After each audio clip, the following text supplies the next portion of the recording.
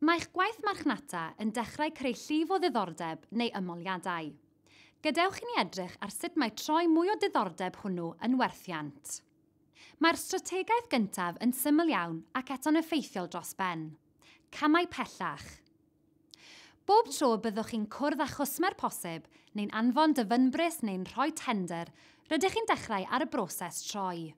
Ac eto, mae cymaint o fusnesau'n gwario llawer o arian ac yn treulio llawer amser yn enyn diddordeb ac yna, os na fydden nhw'n clywed dim yn ôl gan y cwsmer posib, maen nhw'n ei adael ac yn symud at bwy bynnag sydd wedi dangos diddordeb nesaf.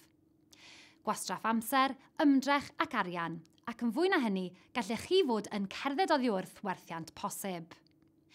Meddyliwch sawl gwaith rydych chi wedi cael cynnig rhywbeth ac rydych chi wedi bod mor brysur fel nad ydych chi wedi llwyddo i'w archebu.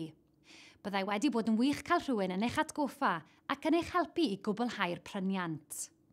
A chofiwch, os na fyddwch chi'n cymryd camau pellach, mae'n debygol iawn y bydd eich cystadleuwyr yn gwneud. Gadewch i mi rhoi ffigurau i chi. Eich bod o bosib yn disgwyl gwneud busnes cyn gynted ag y gewch chi ymholiad neu ddiddordeb, mae ymchwil wedi'i chynnal yn Unol Daleithiau America gan National Sales Executive Association yn nodi mai dim ond 200 o werthiant sy'n digwydd ar y cyswllt cyntaf. Mae hyn yn golygu bod swm enfawr o 98% o bobl yn dal i fod yn ansicr ar y cyswllt cyntaf hwnnw. Yn wir, mae'r ymchwil yn dangos mai dim ond 3% o werthiant sy'n cael ei wneud ar yr ail gyswllt. 5% o werthiant sy'n cael ei wneud ar y trydydd cyswllt, ac 80% o werthiant sy'n cael ei wneud ar y 5ed i'r 12fed cyswllt.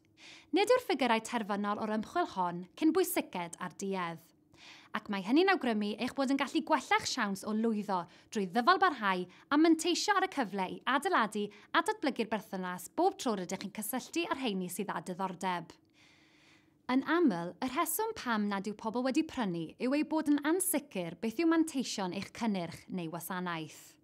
Efallai nad ydyn nhw'n gwybod sut mae cael y gorau o'r hyn rydych chi'n ei gynnig. Neu efallai nad ydyn nhw'n siŵr a yw'r cynnyrch neu'r gwasanaeth yn addas iddyn nhw. Efallai nad ydyn nhw'n deall pam bod yr hyn rydych chi'n ei gynnig yn well iddyn nhw na'r hyn mae'ch cystadleuwyr yn ei gynnig. Mae'ch cwsmeriaid yn aml yn gofyn pam iddyn nhw eu hunain. Pam ddylwn ni brynu gennych chi? Pam ddylwn ni brynu'r cynnyrch neu'r gwasanaeth hwn yn lle'r un yna? Pam ddylwn ni brynu heddiw? Pam ddylwn ni wario'r swm hwn o arian? Pam ddylwn ni ymddiried ynddo chi? A llawer iawn o gwestiynau pam eraill. Rhaid i chi ei helpu drwy ateb y cwestiynau hyn a lleddfu eu pryderon, eu problemau, eu hofnau a'i rhwystragaethau. Y peth cyntaf gallwch chi ei wneud yw gwrando ar eich cwsmer. Talwch sylw go iawn i'r hyn mae'n nhw'n ei ddweud. Rydych chi eisiau rhoi atebion i'w cwestiynau a'i pryderon a dangos sut gallwch chi ddatrys eu problem. Nid ydych chi eisiau dweud wrthyn nhw o hyd pa mor dda ydych chi a pha mor wych yw eich cynnyrch neu'ch wasanaeth. Nid yw'r broses hon yn hawdd nac yn gyflym bob tro. Efallai y bydd yn rhaid i chi ddal ati i ofyn cwestiynau mwyn i chi allu esbonio'n llawn i'ch cwsmer sut bydden nhw'n elwa. Gwnewch yn siŵr eich bod yn deall eu hatebion a defnyddiwch y wybodaeth rydych chi'n ei chasglu ganddyn nhw i ddangos sut gallwch chi ei helpu. Ffordd arall o'ch helpu i ganolbwyntio mwy ar y cwsmer yw meddwl am y 4 neu 5 cwestiwn a ofynnir i chi dro ar ôl tro. Atebwch y cwestiynau cyffredin hynny.